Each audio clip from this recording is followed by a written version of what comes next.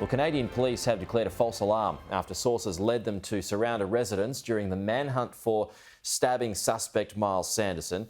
Joining us live now is retired Royal Canadian Mounted Police Officer Sherry Benson-Podolchuk. Sherry, appreciate your time this morning on what are no doubt difficult circumstances for the country. What are your thoughts on what's happened so far?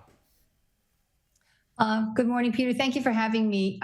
Sometimes that happens. You have a tip from what you think is a reliable source that the suspect's in a certain place, and then suddenly everything changes when you get another tip that seems more reliable. And of course, you just rush in to make sure you secure the scene as well as protecting everybody in that community. So that happens quite a bit, where sometimes the perpetrator will be hiding in plain sight because they have friends and family, and they've made arrangements to hide. So that's not an unusual event.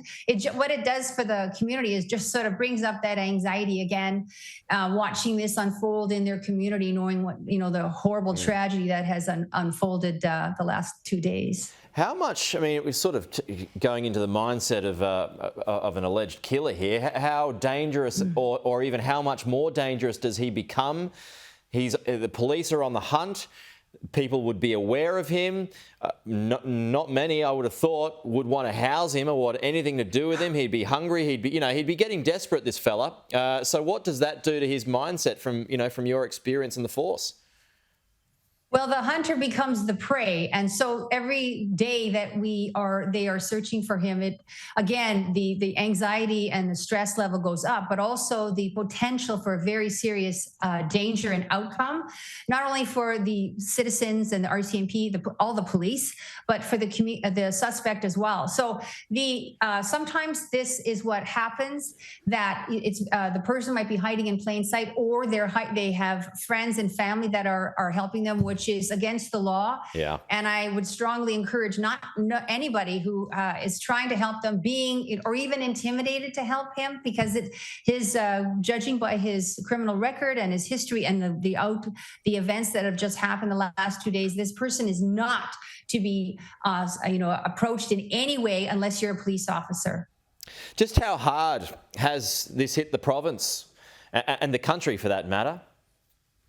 Well, Peter, this isn't very often where we've had a mass casualties. It has happened, but it's very rare. And when it does, it just literally, shakes the community. Their sense of innocence is gone. They can never replace that, because this terrible event has touched almost everybody in the community, as well as rippling into the other provinces and across our country. We are grieving for the families, the victims, and praying for a positive outcome. That means that the suspect is brought in without anybody getting hurt, and at that point, the communities and the nation will be able to start the healing process, which will be a long, long time. Well, I mean, you mentioned that it's rare, but how big has this police response been? Oh, this has been huge. So they've called in, pulled out all the stops and called in all the troops. So the Saskatchewan and Manitoba borders have police out there.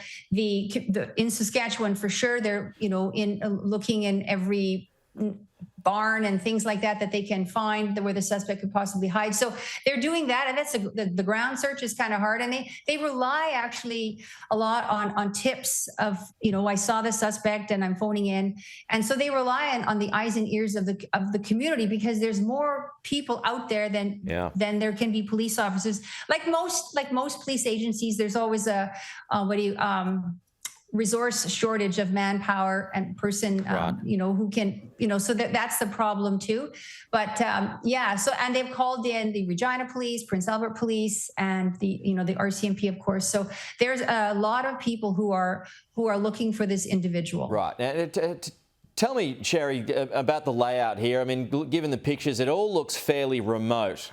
And does that help, or does that hinder this particular person's ability to fly under the radar and stay on the run?